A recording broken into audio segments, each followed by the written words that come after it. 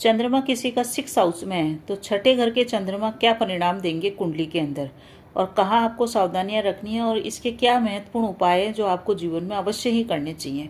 क्योंकि जो छठा घर होता है वो हमारी बाधाओं का होता है, हमारे संघर्ष का होता है। रोगों का भी यही घर है और शत्रुओं का भी यही घर है और कर्जे का भी यही घर है। यहाँ पे जब चंद्रमा आ जाता है तो पीड़ित हो जाता है, क्योंकि बेसिकली ये जो घर है कालपुरुष की कुंडली में बुध का घर है। बुध और चंद्रमा में शत्रुता है, इस कारण से यहाँ पे चंद्रमा आके अपने आप को अच्छा महसूस नहीं करता है। जैसे ही किसी व्यक्ति का चंद्रमा इस कुंडली में आता है, गोचर में आए या जन्म कुंडली में आए, वो बहन और बेटी दोनों का उसके ऊपर कर्जा आ जाता है। तो उस कर्जे के कारण वो परेशान रहता है। इसको पाताल लोक भी कहा जाता है छठे घर को। और छठे घर में आया हुआ चंद्रमा आपको ऋणी बना देगा। ऋणी किसका बना देगा? बहन बेटी का बनाएगा, और वैसे भी ऋणी बनाएगा। व्यापार में रुकावटें देगा, कार्य क्षेत्र में रुकावटें देगा, परंतु अल्टीमेटली ये आपको व्यापार में सफल व्यवसायी बना देगा, क्योंकि आपके पास शत्रुओं की भरमार होगी और उन शत्रुओं से निपटते निपटते आप काफ़ी पारंगत हो जाएंगे दुनियादारी के बारे में। यानी कि आपको ये घाट घाट का पानी आप अवश्य ही पिला देगा, और घाट घाट का पानी पीते पीते आप इतने एक्सपर्ट हो जाएंगे कि आप व्यापार में आखिरकार आपका सिक्का चली जाएगा। सेकंड घर के अंदर अगर किसी व्यक्ति की कुंडली में गुरु है और छठे घर के अंदर चंद्रमा है तो सारी परेशानियों से आपको मुक्ति मिल जाएगी, और फिर ये इस चंद्रमा का दोष भी नहीं लगेगा। बुध का घर में जब भी चंद्रमा आते हैं छठे घर में, तो व्यक्ति मानसिक रूप से भी परेशान होता है और भावात्मक रूप से भी कमजोर बनता है। वो कई तरीके से माइंड लगा के पैसा कमाने का प्रयास करता है, परंतु अगर प्रयासों में सफलता नहीं मिल रही है तो आप नेकी की राह पे चलें। इसका सबसे महत्वपूर्ण उपाय यही है कि आप किसी को धोखे न दें, नेकी की राह पे चलें। क्योंकि जैसी करनी वैसी भरनी, नहीं करी तो करके देख। यानी कि जो व्यक्ति जैसे काम करता है उसको वैसा ही फल मिलता है। इस कारण से छठे घर के चंद्रमा को धोखे की माता भी कहा जाता है, तो किसी को धोखा न दें। खारा पानी भी कहा जाता है, छठे चंद्रमा को खारा पानी कहा जाता है। खारा पानी यानी कि जो पीने योग्य पानी नहीं है। यहाँ पे चंद्रमा आके बहुत सारी परेशानियां देता है, इसी के कारण इसको पाताल लोक का खारा पानी भी कहा जाता है। इसको शुभ नहीं बताया है अधिकांश लोगों ने। अगर दो घर में, छठे घर में, आठवें घर में और 12वें घर में कोई भी शुभ ग्रह है, शुभ ग्रह यानी कि एक तो चंद्रमा स्वयं शुभ ग्रह है, दूसरा शुक्र भी शुभ ग्रह होता है और गुरु भी शुभ ग्रह है। अगर ये शुभ ग्रह हैं तो फिर व्यक्ति के ऊपर बहुत अधिक ईश्वरीय कृपा हो जाती है। यानी कि वो किसी व्यक्ति की अगर स्वार्थ के बिना निस्वार्थ भाव से अगर सेवा करता है, किसी रोगी व्यक्ति की सेवा करता है, तो उसको वो प्राण उसके वापस ला सकता है, मुर्दे में भी जान ला सकता है।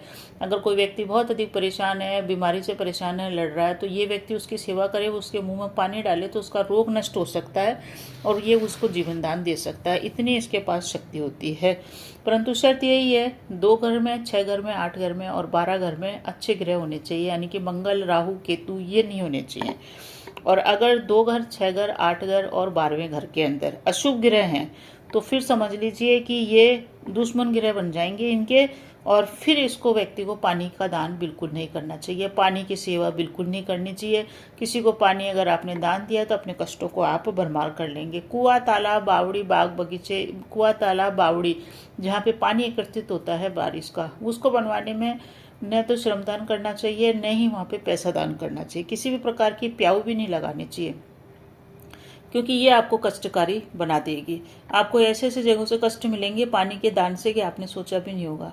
परंतु अगर आपको बहुत अधिक कष्ट मिल रहे हैं, मृत्यु तुल्य आपके जीवन में कष्ट आ गया है, इतना कष्ट आ गया कि आपको कहीं से राह नहीं दिख रही है, ईश्वर भी ऐसा लग रहा है कि आपके साथ नहीं है, तो ऐसे समय आप शमशान भूमि से आप एक बॉटल पानी भर के लाएं और उस बॉटल को आप नहाएं, उससे आपके कष्ट दूर होंगे। या फिर आप शमशान भूमि के अंदर भी नल लगवा सकते हैं, पानी की व्यवस्था कर सकते हैं। अगर ऐसा न कर पाए तो अस्पताल में पानी का आप दान करें, इससे आपके कष्टों की मुक्ति मिलेगी।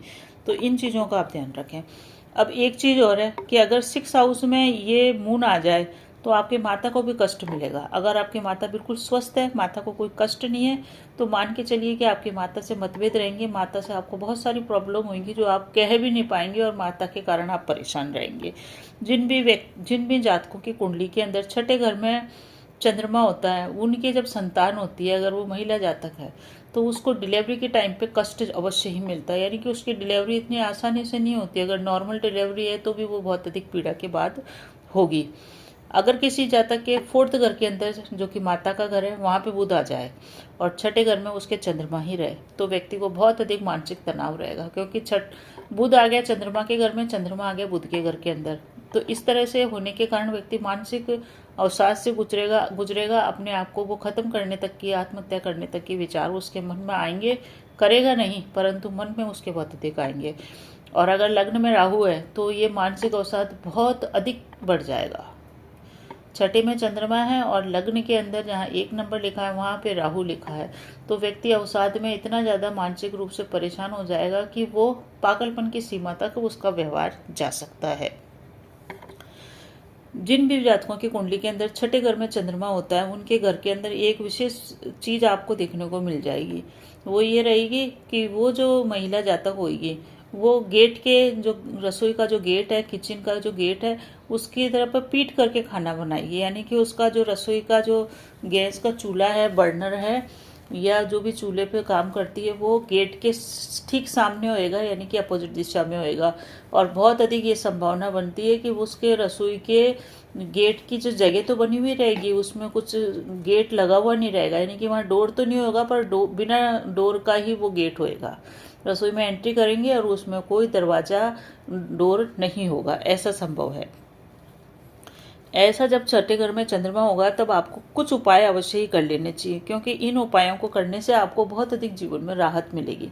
सबसे पहला उपाय है कि आप चांदी की गोली अपने पास रखें। चांदी का चौकोर टुकड़ा हमेशा अपने पास रखें। इससे आपका चंद्रमा मजबूत होएगा और विपरीत परिणाम कम देगा। चंद्रमा की चीज़ें, जितनी भी चंद्रमा की अच्छी चीज़ें, उनको दान न करें। जैसे किसी भी व्यक्ति को पानी न दें, चंद्रमा पानी है। किसी भी व्यक्ति को गंगा जल न दें। किसी भी व्यक्ति को गंगा जल को अपने घर के अंदर आप जरूर भर के रखें। जितना हो सके गंगा जल को ख़त्म ही न होने दें। गंगा जल हमेशा आपके घर में रहना चाहिए। आप लोगों को चंद्रमा की चीज़ें, जो कि चांदी है, चंद्रमा की चीज़ें, इसको दान में नहीं देना चाहिए। और संभव हो तो आपको अपनी माता से चांदी की कुछ न कुछ चीज़ अवश्य ही लेनी चाहिए। चांदी की चौकोर डब्बी ले सकते हैं, उसमें चावल भर के आप अपने पास रखें। आपको इससे परेशानी नहीं होगी। आपको घर के अंदर रात को दूध नहीं पीना चाहिए।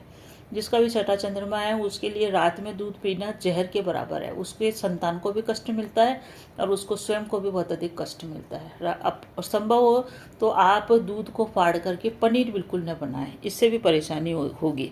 अब दही तो आजकल सब खाते हैं, परंतु फिर भी शास्त्रों में लिखा हुआ है कि जिसके 6ठा चंद्रमा है उसको दही नहीं जमाना चाहिए। यानी कि घर का अन्य सदस्य जमा दे, परंतु उसको स्वयं को अपने हाथों से नहीं जमाना चाहिए।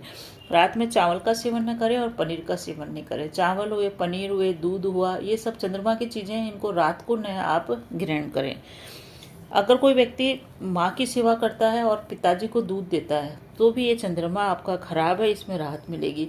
नहाने के पानी के अंदर आप एक काम करिए, दूध के कुछ छींटे डाल दीजिए, को थोड़ा सा दूध डाल दीजिए। गाय का है तो सर्वोत्तम है, उससे नहाए। चंद्रमा आपका धीरे धीरे पक्ष में होता चला जाएगा। धर्म स्थान पे कुछ चीज़ें दान करें चंद्रमा से रिलेटेड। दूध, केसर, खांड जो होती है, देसी खांड होती है वो, बेसन के लड्डू, मीठे, इनको दान करने से भी अच्छा रहता है। घर के अंदर जितना हो सके चावल का स्टोरेज कर रखें। कभी भी चावल घर के अंदर ख़त्म ना होने दें।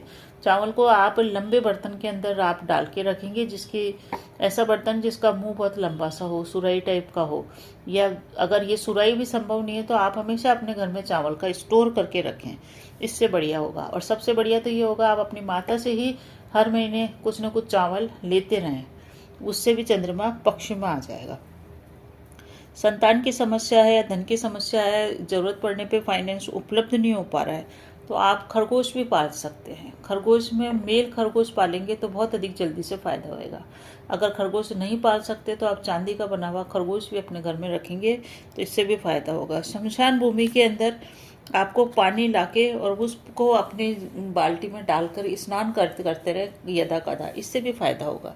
क्योंकि ये जो 6ठा घर है, यहाँ पे जब चंद्रमा आता है ना तो वो पीड़ित होता है, मानसिक रूप से परेशानी अवश्य ही देता है। जहाँ तक कि अगर स्टूडेंट है तो उसकी पढ़ाई में रुकावट आती है, पढ़ाई में उसको बाधाओं का सामना अवश्य करना पड़ता है।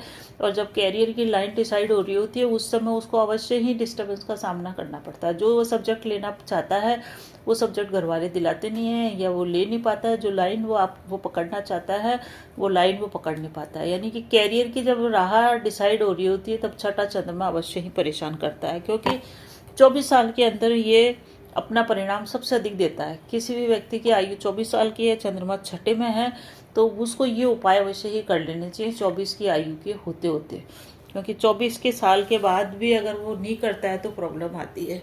24 विशेष करके एक चीज़ तो ध्यान रखें कि चंद्रमा की आयु भी 24 है, तो 24वें वर्ष के अंदर पानी का दान बिल्कुल न करें, कहीं पे भी प्याऊ न लगवाएं।